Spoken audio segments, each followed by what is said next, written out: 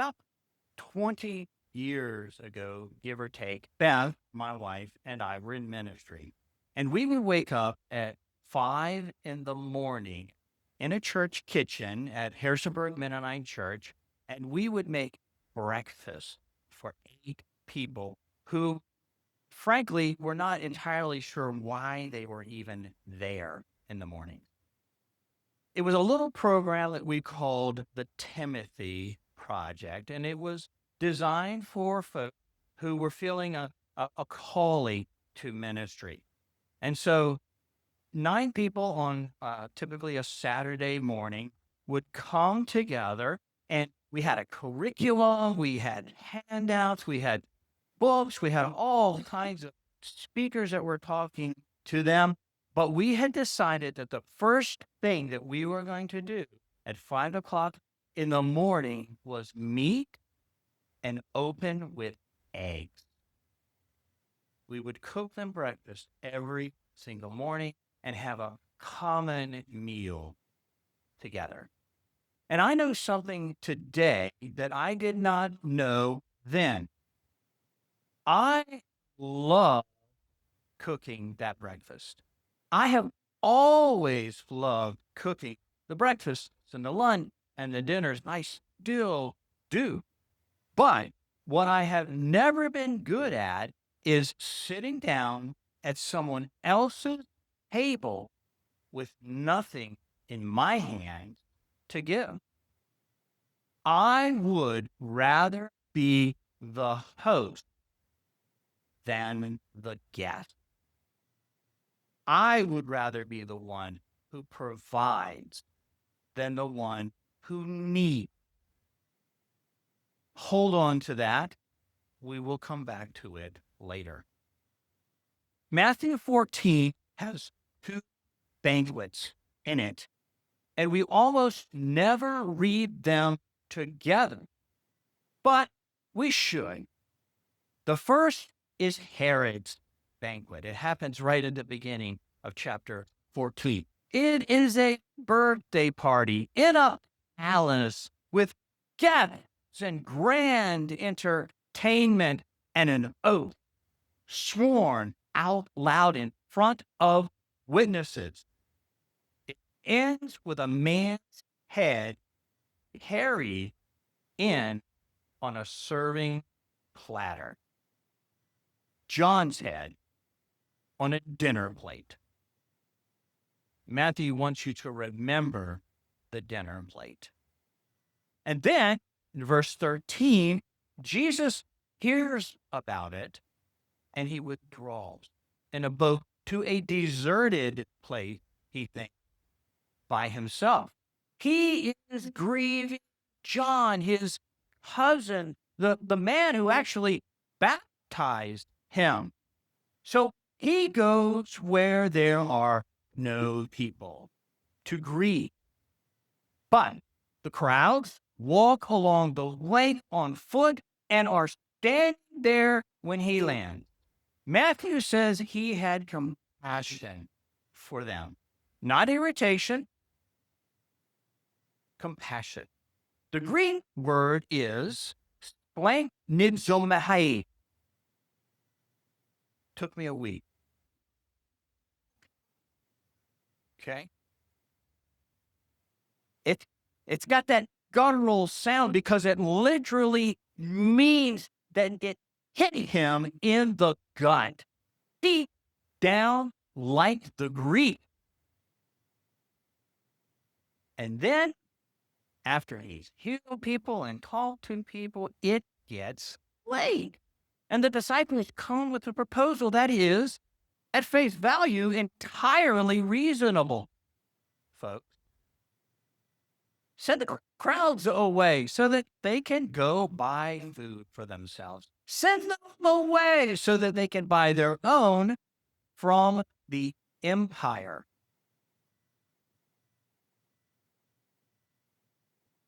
And that's not a cruel sentence. It is the sentence that I would have said. It's the logic that most of us run our lives on.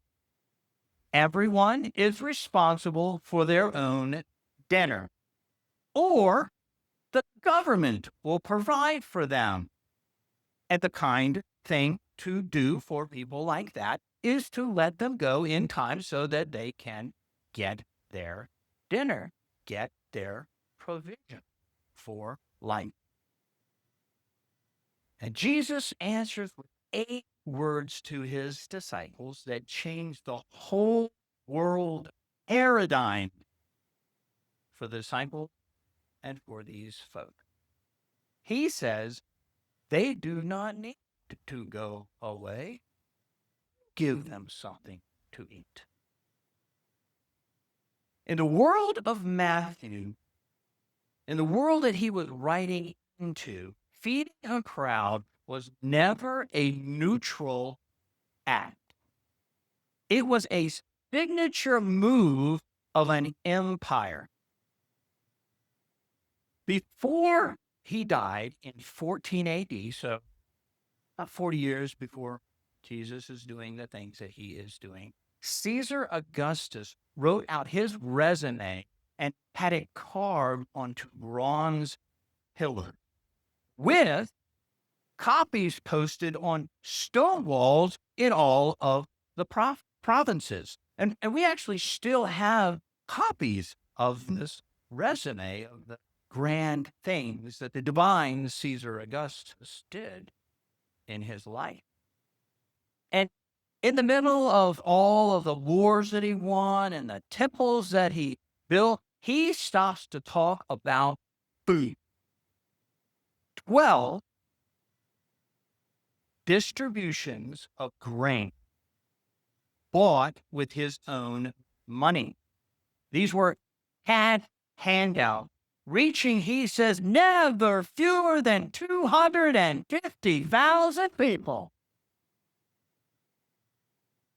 The great dole, it belonged in the city of Rome, and there was no free bread on that Galilean shore. But the story that Rome told about itself traveled everywhere. Not long before Matthew wrote this gospel, Nero, who was the Caesar at that time, put the grain supply on coins as a goddess, holding out the grain to the people. So every time that you paid for something, you handed a small metal argument about who keeps you alive. Warren Carter reads this Gospel of Matthew as a protest. He says that God's purposes are carried out not by the emperor, but by Jesus and the people gathered around him. So we have 3 sort of images all working here at the same time. Herod's table had a guest list, a display of power and a debt. Caesar's table has a ledger, a benefactor, and frankly, a quiet bill of dependence for everyone who buys into it. This table of Jesus out in the grass in the middle of nowhere, it seems, is a table. And it has small groups of gathered people dispersed with Jesus as Lord and 12 full baskets after it's all done for the future of the church. Now, you may want to know what kind of miracle this was. Bread appearing out of nothing, or a crowd widely gathered opening their lunches to one another and sharing that becomes abundance. That reading goes back to sort of a 19th century rationalist who did not believe in miracles at all. But notice here what Matthew never said. There is no word, no explanation at all about the mechanism of how this miracle happens. He tells us only what was in their hands: 5 loaves and 2 fishes. Fish, fishes, fishies. I'm not sure what it is. And what Jesus did with them. The text says that he took and he broke, and he blessed, and he broke, and he gave. These are the same verbs that Matthew is going to use later in the gospel when he describes what happens in an upstairs room on the last night of Jesus's life. So I'm not going to try to tell you whether the bread was multiplied in Jesus's hands or the disciples' hands or the crowd's hands. It doesn't really matter. Either way, something happened out there on that grass that was far harder than just making food appear. It was a greater miracle, and that greater miracle was that 5,000 people, along with women and children, stopped being the empire's crowd and became a household of Jesus. Let's break down a little bit how Jesus does all of this. He tells them to sit down on the grass, and Mark says that they sat in groups of 150s. It was not a bread line. It was not a queue for some sort of distribution point. It was groups, small enough to see each other's faces, small enough to pass something to one another themselves. Our word companion comes from exactly this kind of thing. Kompanos, the person you share bread with. That's actually where the word companion comes from.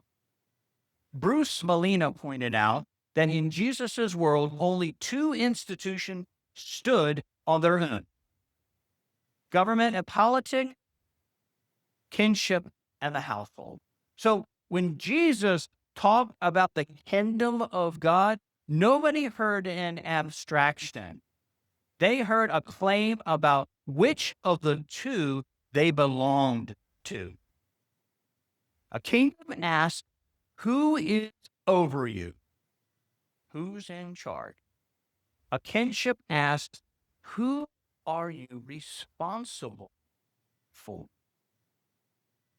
Jesus gives a kinship answer here, I believe.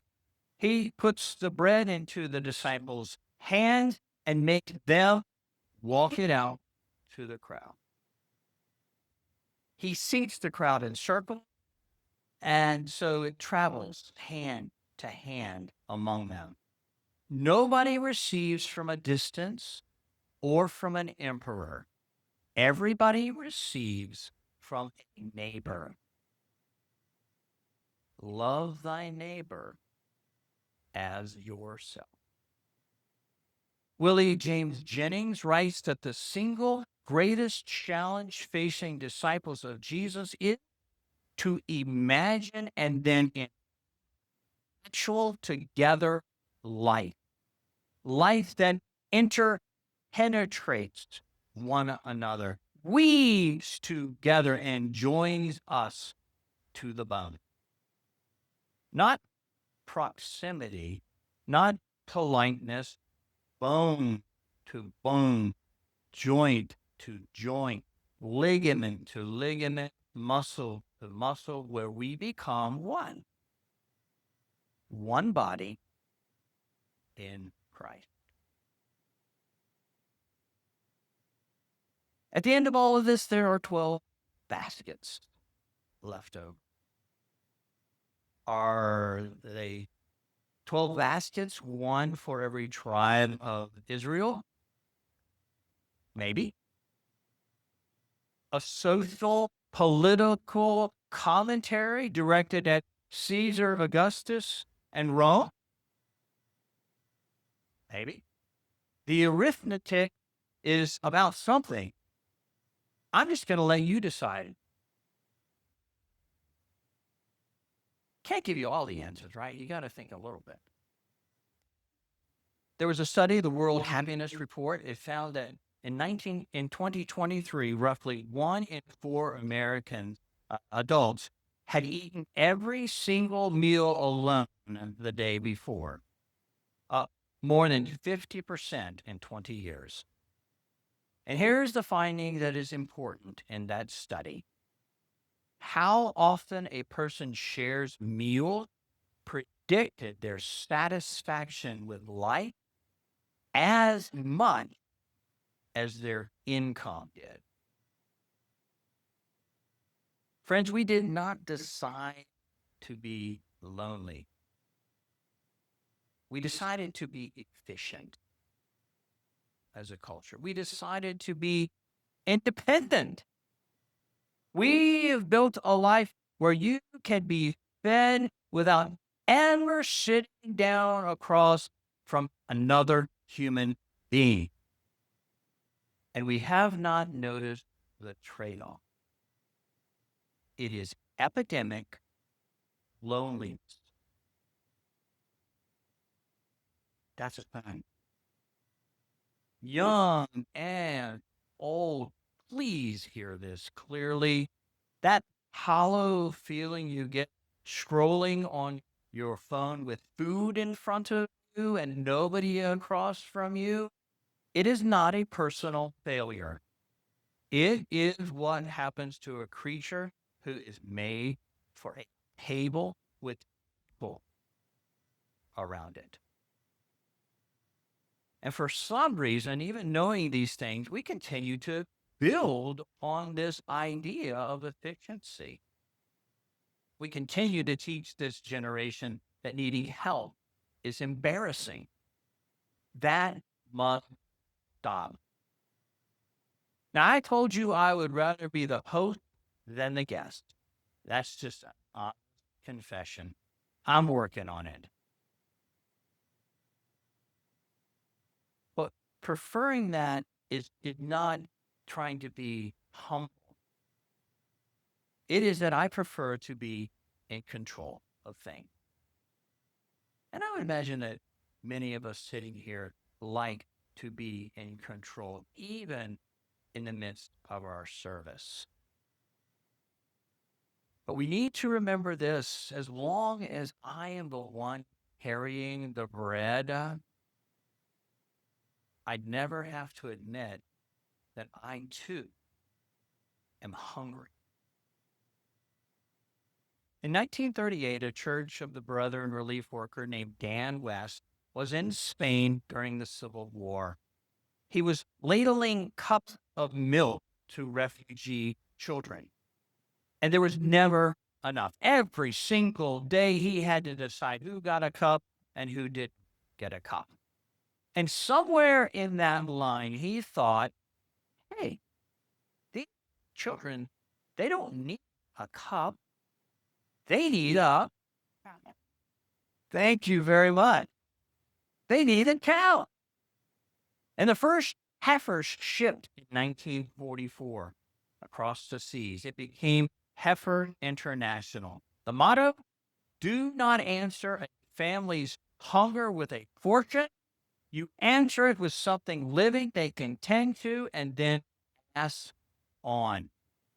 My great uncle, M.R. Ziegler, ran the Brethren Service Committee in those years, and he talked the United Nations Relief Agency into carrying livestock when it had no intention of doing that. And he got cows onto those boats. I grew up downstream of these ideas without ever really knowing what was called. And it is the difference between a handout and a household.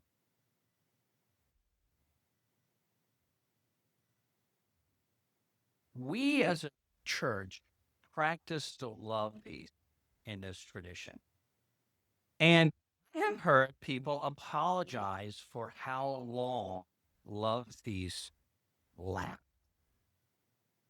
My apologies if I'm offending or hurting anybody's feelings. It runs long on purpose. Because the point, not the food that we're sharing, it's the companionship in the faith that we're fostering. Jesus did not send the hungry away to buy their own. Jesus did not hand bread down from a throne. Jesus put it into ordinary hands and made them carry it to each other. And that is still how it is supposed to work. The bread of life still moves the way it moved that afternoon. Out of his hands, through ours, to the person sitting next to us on the grass. With the reminder that we are all hungry and we are all not the host. So, bring what you have. 5 loaves is not much. 2 fishes is not much. Casserole, an hour, phone call, a chair at your table on a Thursday night when somebody you know is lonely and needs a family to be with. It's not much, but it was never meant to be much. It was meant to simply be shared. And if you walk in today with nothing at all in your hand, hear the better news. You are not the host today. You are a guest. So sit down in the grass and let somebody pass you something. There was enough. There was more than enough. There were 12 baskets left over. And guess what? There still are